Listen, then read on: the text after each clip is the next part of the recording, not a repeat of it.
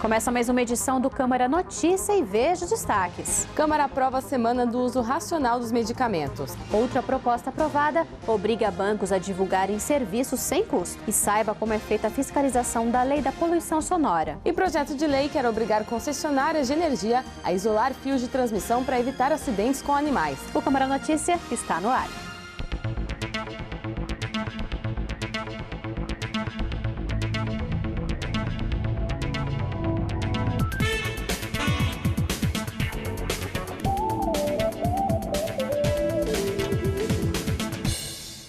E nesta segunda-feira, a Câmara aprovou o projeto de lei que institui a Semana do Uso Racional de Medicamentos no calendário oficial do município. A proposta visa orientar a população sobre o uso moderado dos remédios. De autoria do vereador Jorge da Farmácia, a Semana do Uso Racional de Medicamentos será comemorada na primeira semana do mês de maio e constará no calendário oficial do município de Campinas. No Brasil, o Dia Nacional é comemorado em 5 de maio. A semana será para alertar a população quanto aos riscos à saúde causados pela automedicação. O parlamentar justifica sua iniciativa. Infelizmente, o consumo de medicamentos está alto e as pessoas não têm a conscientização como deve administrar esse medicamento. E essa é uma prática rotineira das pessoas. Já fiz muito isso, porque às vezes a gente tá com aquela dor momentânea, até você ir num hospital e esperar o tempo que eles pedem para a gente esperar, aí a gente acaba indo na farmácia comprando o remédio e tomando. A gente costuma sim tomar. Minha mãe, por exemplo, toma muito remédio para dor, ela vai na farmácia e compra. Dependendo do problema eu compro, senão eu vou no médico. Você sente que não é para você comprar remedinho da farmácia, você vai direto no posto ou você vai no hospital logo fazer um exame, né? Não costumo muito ir em farmácia, né? Graças a Deus por isso eu não costumo comprar medicamento. E quando compra, às vezes sem receita médica, às vezes um remedinho de dor de cabeça, alguma coisinha, mas coisas simples, né? Segundo dados da Fiocruz, aproximadamente 30% dos casos de intoxicação é devido ao uso indiscriminado de medicamentos. E os problemas não param por aí, uma vez que o uso abusivo de remédios é responsável por 5% de novos casos de insuficiência renal crônica por ano. Dados como estes embasam a preocupação do parlamentar em conscientizar as pessoas sobre os riscos do uso indiscriminado de medicamentos. O alto índice de intoxicação com qualquer tipo de substância, principalmente medicamento, é muito elevado. O vereador destaca também a proibição da venda de antibióticos sem receita médica, determinada pela Agência Nacional de Vigilância Sanitária em 2010. Conforme você vai tomando determinados medicamentos, determinados antibióticos, você vai criando a superbactéria. Vai chegar um dia que você vai ter uma bactéria e não vai ter um antibiótico que consiga eliminar e matar essa bactéria. As pessoas utilizavam antibiótico direto. Qualquer inflamação, qualquer irritação que você tinha, você já ia na farmácia ou drogaria e comprava um antibiótico sem ter a prescrição médica. Com essa lei, melhorou e melhorou bastante. Dentre as ações de conscientização está também o descarte correto dos remédios. As pessoas descartam qualquer tipo de medicamento em vaso sanitário, em pia do banheiro, ou seja, não pode descartar nenhum tipo de medicamento nesses locais, porque você descartando você pode contaminar o meio ambiente, principalmente o lençol freático. Outra proposta aprovada pelo Legislativo em segunda discussão quer obrigar os bancos a divulgar serviços que, por lei, não podem ser cobrados. O projeto dispõe sobre a obrigatoriedade da divulgação nos estabelecimentos bancários de Campinas da isenção de cobrança de serviços bancários essenciais. Esse projeto é uma reivindicação antiga dos consumidores, vamos dizer assim, aquele pessoal que tem conta em banco. E de acordo com o artigo 31 do Código de Defesa do Consumidor, todo contrato que você vai assinar, você tem que saber o que o banco vai te cobrar, o que ele não vai te cobrar, o que é gratuito, o que não é gratuito. E hoje existe essa lei, mas o banco não pratica. De acordo com a proposta, os bancos deverão dar ampla divulgação à resolução do Banco Central do Brasil, que proíbe a cobrança de taxas relacionadas a serviços como fornecimento de cartão com a função de débito, realização de até 4 saques por mês, realização de até 2 transferências entre contas do mesmo banco, fornecimento de até 2 extratos, compensação de cheques, fornecimento de até 10 folhas de cheques e consultas pela internet. Quem descumprir a norma será penalizado de acordo com as sanções previstas no Código de Defesa do Consumidor. Outro projeto do mesmo autor, aprovado na 45ª reunião ordinária, acrescenta ao artigo 128 do Regimento Interno da Câmara Municipal de Campinas que não é possível fazer qualquer alteração por meio de lei municipal e de leis estaduais ou federais e que apenas é possível fazer suplementação a elas. E olha, a Câmara discute um projeto de lei que obriga as concessionárias de energia a isolar fios de transmissão de eletricidade nos postes. E o objetivo é proteger os animais de receberem descargas elétricas. Eu comecei a receber alguns chamados, né, da própria população, porque com a escassez de matas aqui na cidade, ou corte de algumas matas, os animais, como os saguis, por exemplo, principalmente, ele começa a buscar alimentação em locais mais residenciais. Naturalmente, ele vai se deparar com redes de energia. E nesse caso, aqui mesmo na nossa região, em 2 locais, os próprios moradores me alertaram para o fato dos cabos de energia elétrica, da rede de energia da própria CPFL, eles estarem gerando tanto mortes como mutilações de animais eletrocutados, né, nessas redes, tanto na rede primária como na rede secundária. E aí, então, a partir desse registro, nós fizemos um primeiro pedido à CPFL de um dos locais. Eles fizeram uma vistoria e nos informaram que trocarão os cabos naquela região por cabos isolados, né? E aí então nós chegamos à conclusão que é necessária uma legislação para que isso deixe de ocorrer. E no próximo bloco, saiba como a lei da poluição sonora é fiscalizada.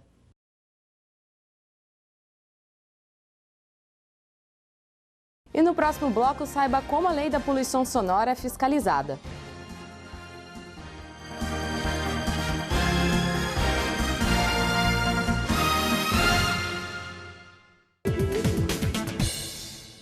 Mais de 20 lojistas do centro de Campinas foram multados por estarem com sonorização acima do permitido pela lei. E a gente foi conferir como é feita esta medição com base na Lei da Poluição Sonora de 2011. Não é difícil ver no centro lojas com som alto ou até mesmo com locutores na porta para chamar a atenção dos clientes. Em Campinas, existe uma lei que proíbe algumas situações e que estabelece níveis para essa prática para evitar a poluição sonora. O diretor da Secretaria de Urbanismo comentou a última fiscalização. Nessa última fiscalização que a gente teve leves, graves, gravíssimas, tá? Então, mas conforme tem mais, sei lá, rivalidade, mais concorrência, então a pessoa aumenta mais o som, mais arriscado fica para ele ter uma multa maior. A Sandra, que mora no centro, reclama da poluição sonora dos lojistas. Incomoda muito, né? Eu moro no centro faz 22 anos e eu sinto assim, que tem piorado ano a ano, né? Todas as lojas praticamente agora usam dessa metodologia de caixa de som, locutor, música muito alta, eles falando muito alto o tempo todo, incomoda. Segundo ela, fica difícil até para ver TV. Porque o momento que você está na sua casa, eles ficam até à noite, é de manhã à noite, de sábado inclusive. Então você fica meio que assim, a sua televisão tem que ser mais alta, o teu rádio tem que ser mais alto para você se ouvir o que você escolheu ouvir, não ouvir o que eles impõem para você estar ouvindo, é muito chato. Nós ouvimos um lojista no centro de Campinas que usa uma caixa de som na porta do estabelecimento. A proprietária disse que quando colocou a caixa de som, não foi informada da lei pela prefeitura. Eu fui me informar se eu colocasse um locutor na frente da loja, eu precisaria pagar. E até então nenhuma proibição, no entanto que a caixa de som estivesse dentro do meu estabelecimento. não tivesse em solo público. E na situação que o país se encontra, os lojistas, felizmente ou infelizmente, não sei como colocar, a gente tem que fazer um diferencial para atrair o cliente. Por não saber sobre a existência da lei de poluição sonora, ela disse que vai procurar mais informações. Sim, claro que sim. Eu quero estar dentro do padrão, eu não quero receber uma multa sem ser avisada. Ela falou também sobre as reclamações de vizinhos. E se vier falar, a gente está aberto à negociação. Eu não quero ter intriga com ninguém, mas eu também preciso atrair meu cliente, preciso fazer minha propaganda. A associação que representa os lojistas, a ASIC, disse que reconhece que os estabelecimentos devem proporcionar um ambiente agradável para os clientes e reduzir os níveis de poluição, inclusive a sonora, e que todos devem cumprir as legislações municipais. O diretor de urbanismo falou sobre como denunciar. A pessoa reclamando para nós através de 156 ou mesmo pelo telefone aqui da prefeitura, a gente vai ao local constatando, tá, que a intensidade sonora está acima do permitido, tem uma graduação de multas. As multas vão de leve a gravíssima, podendo ser de R$ 300 até R$ 9.000.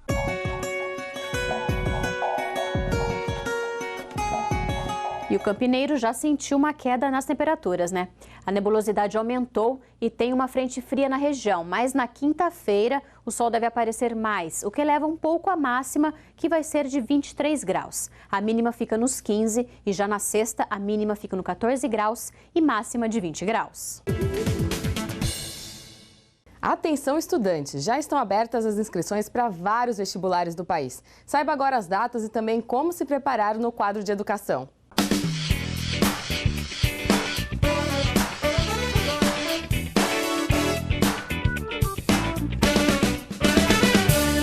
Diversas universidades públicas já abriram inscrições para seus vestibulares de 2017.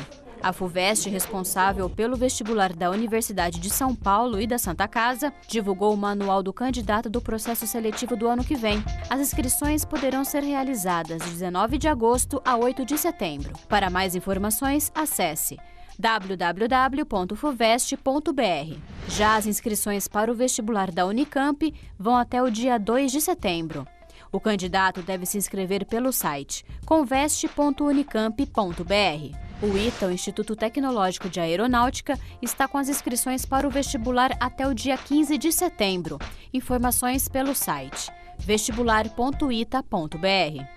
Algumas das universidades particulares também estão com inscrições abertas. Pelo site da FGV, você se inscreve para as provas até o dia 13 de outubro. E a PUC Campinas também já abriu as inscrições, que vão até 25 de setembro. Saiba mais pelo site puccampinas.edu.br no link Vestibulares. Portanto, estudantes, é hora de se prepararem. E a coordenadora de vestibulares deu dicas para passar nas provas. Em primeiro lugar, ficar atento com as datas das principais inscrições para que ele se inscreva direcionado ao curso que ele realmente deseja. Às vezes ele espera até o último momento e não consegue perceber quais são as faculdades que oferecem o curso escolhido. Sabendo disso e definindo quais são, preparar-se primeiro para as primeiras fases, em que todos os vestibulares normalmente são de alternativas, e deixar a preparação para a segunda fase, que é dissertativa, um pouco mais à frente. Então, treino de horários, um descanso muito importante nesse período. O aluno vem de férias e faz o quê? Perde o ritmo de estudo. Agora é o momento dele organizar o estudo para pegar o ritmo novamente, conseguir cumprir as provas muito em breve, estando ainda bem, estando descansado. Outro ponto importante é, aproveitando as inscrições, observar o índice candidato-vaga. Observar qual matéria ele precisa de mais conhecimento em relação ao curso escolhido e feito na sua inscrição. Depois disso, organizar o seu horário contemplando a redação, não deixando de produzi-las, até porque dia 5 e 6 de novembro temos Enem. E além disso, depois de organizado, leituras obrigatórias, que para a segunda etapa nós teremos os livros obrigatórios de USP, Unesp e Unicamp. O aluno que está em época próxima a prestar os vestibulares precisa acompanhar a aula do professor, compreender o assunto e no período posterior à aula executar exercícios. Decorar nunca é a solução. E agora é hora de esporte. Vamos conhecer então as modalidades dos Jogos Paralímpicos na água.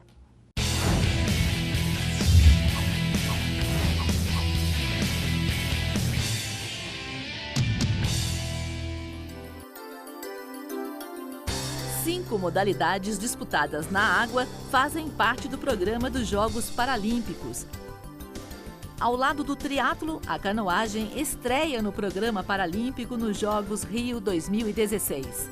As provas são disputadas com caiaques e canoas havaianas, adaptadas segundo as habilidades funcionais dos atletas. A Lagoa Rodrigo de Freitas será o palco de disputa das 6 provas valendo medalhas, 3 masculinas e 3 femininas. Apesar de ser dono de 4 títulos mundiais, o ex-BBB Fernando Fernandes não vai disputar a Rio 2016. Ele perdeu a vaga para o piauiense Luiz Carlos Cardoso. A natação faz parte dos Jogos Paralímpicos desde Roma 1960, a primeira edição do evento. No Rio, são 151 provas valendo medalhas, com disputas masculinas, femininas e revezamento misto. Atualmente, os atletas na natação paralímpica podem ser deficientes visuais, físicos e intelectuais. A natação é um dos 3 esportes de outra modalidade paralímpica, o triatlo. O remo faz sua 3ª participação nos Jogos Paralímpicos. A estreia oficial foi em Pequim, 2008. Na Rio 2016, os atletas competem nas águas da Lagoa Rodrigo de Freitas, em uma prova masculina, uma feminina e 2 mistas. O timoneiro do remo adaptado, que também desempenha o papel de guia, não precisa ser uma pessoa com deficiência.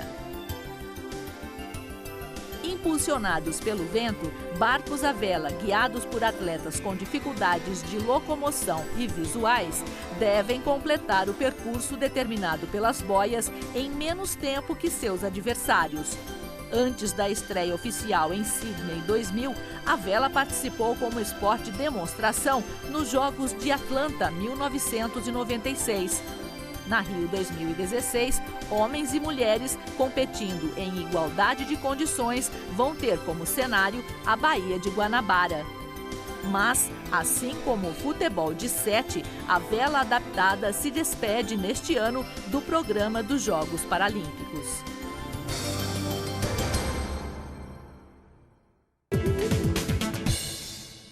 Esta foi mais uma edição do Câmara Notícia. A gente se vê. Até mais.